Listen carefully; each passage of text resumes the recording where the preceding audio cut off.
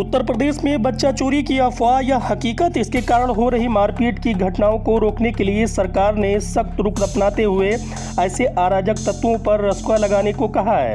DGP मुख्यालय ने इस तरह के मामलों में कार्रवाई के लिए पुलिस कप्तानों को विस्तृत दिशा निर्देश जारी किए हैं। इसमें कहा गया है कि बच्चा चोरी की अफवाह से संबंधित हिंसक घटना करने वाली भीड़ में शामिल सभी व्यक्तियों की शिनाख्त कर उनके विरुद्ध जीरो टॉलरेंस की नीति अपनाई जाए और अफवाह फैलाने के आधार पर हिंसा की घटना में तत्काल मुकदमा दर्ज किया जाए।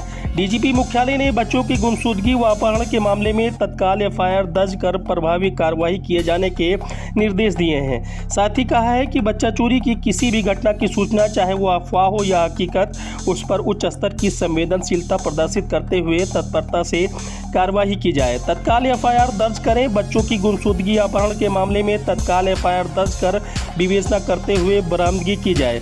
सभी पुलिसकर्मियों को निर्देशित किया गया है कि यदि कोई भी सूचना प्राप्त होती है तो तत्काल घटनास्थल पर पहुंचें। यदि सूचना असत्य है तो उसके संबंध में भी कार्रवाई की जाए।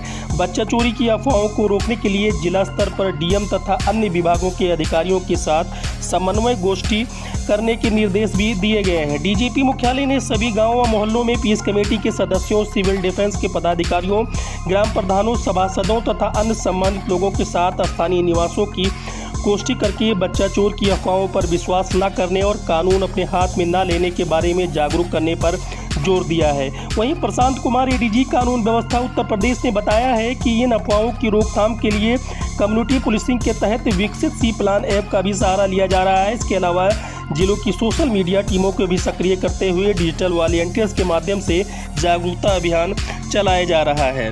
पुलिस भी लोगों के बीच जाकर इन अफवाहों पर ध्यान न देने की अपील कर रही है और लोगों से कहा है कि इन अफवाहों को सोशल मीडिया के प्लेटफॉर्म के जरिए कहीं अन्य प्रकाशित न करें। कहीं से कोई मैसेज मिलता है तो उसकी जांच कर पुष्टि कर लें और फिर स्थानीय पुलिस को उसकी सूचना दें, क्योंकि ये सिर्फ महज अफवाह है। पुलिस पूरी तरह युद्ध स्तर पर काम कर रही है और अफवाह फैलाने वालों पर उत्तर प्रदेश पुलिस सख्त है, उनके खिलाफ कार्रवाई की जाएगी।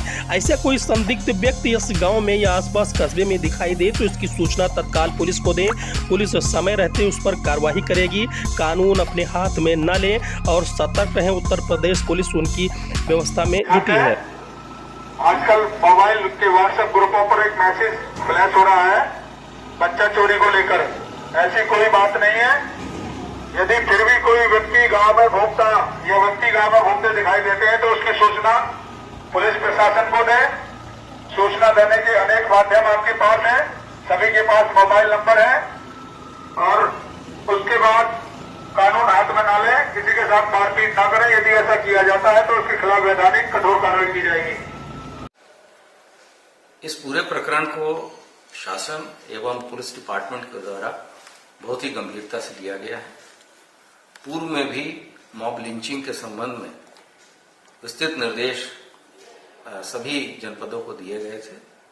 उन्हें पुनः भी संवेदनशील बनाया गया है, नया सर्कुलर जारी किया गया है और ऐसे सभी प्रकरण जो भी इस तरह की चीजें अगर प्रकाश में आ रही हैं उसके लिए निर्देश है कि उसकी सत्यता को तुरंत सीनियर लेवल पे राजपत्रित अधिकारी जाके स्वयं परखें और सत्यता के आधार पर कार्रवाई करें। अगर कोई भी व्यक्ति सोशल मीडिया या अन्य माध्यमों का दुरुपयोग कर रहा है तो उसके विरुद्ध कार्रवाई की जाए तथा अगर झूठे आरोपों में किसी के साथ मारपीट की जा रही है, चोट पहुंचाई जा रही है तो उस पर भी कठोर कार्रवाई के निर्देश दिए गए हैं। साथ ही साथ ऐसे वल्नरेबल पॉइंट्स जहां पहले भी इस तरह की घटना हुई थी, इस ऐसे 5 साल के आंकड़ों को निकाल के वहां पे प्रॉपर गश्त और पिकेटिंग की व्यवस्था कराई गई है। 112 को भी ये निर्देश दिए गए हैं कि उनके वाहन भी ऐसे कॉल्स पे तत्काल मौके पे जाएं और लोगों को जागरूक करें।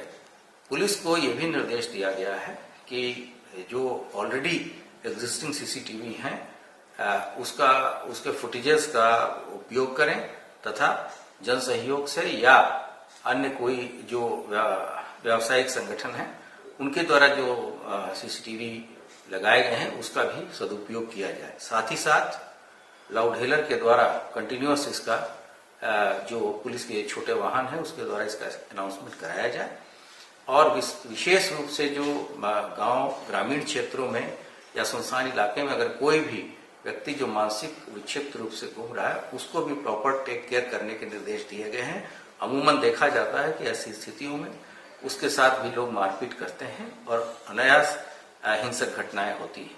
कोई भी व्यक्ति जो ऐसी स्थिति में हिंसक घटनाएं कारित कर रहा है उसके विरुद्ध कठोरतम कार्रवाई के निर्देश शासन एवं डीजीपी के द्वारा सभी फील्ड फॉर्मेशंस को दिए गए हैं। सर, क्या वाकई प्रदेश में ऐसा कुछ है कि कोई संगठित ऐसा गिरोह चल रहा है? क्या वाकई कुछ बच्चा चोरी की घटनाएं हुई हैं? इस तरह की कोई बात नहीं है।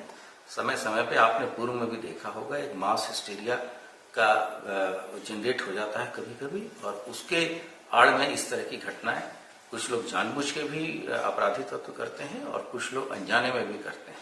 तो इसको तत्काल ऐसी चीजों पे रोकथाम लगाने की जरूरत है और इसके लिए पूरी तरीके से हम सजग हैं। और कुछ ऐसे जनपद हैं जैसे हमारे कौशाम्बी है, सीतापुर है, लखनऊ है, बिजनौर है, जहां भी इस तरह के दृष्टांत सामने आए हैं पुलिस ने त्वरित कार्रवाई करते हुए लोगों पे एक्शन लिया है। सर, जो बच्चा चोरी की घटना जो अफवाह है, अभी तक कितनी ऐसी अफवाह है जिसको पुलिस ने खंडन किया है ऐसे सोशल मीडिया के? हमारे सोशल मीडिया इस पर लगातार प्रयत्नशील है और जहां कहीं भी इस तरह की घटना आती है हम तुरंत ही उस जनपद को अलर्ट करते हैं और प्रतिदिन जो बच्चे चोरी की घटना के संबंध में जो भी ट्वीट्स होते हैं उसका एनालिसिस और उसके बारे में जो कार्रवाइयां होती है, फॉलो अप एक्शन डीजीपी मुख्यालय के द्वारा स्वयं किया जाता है।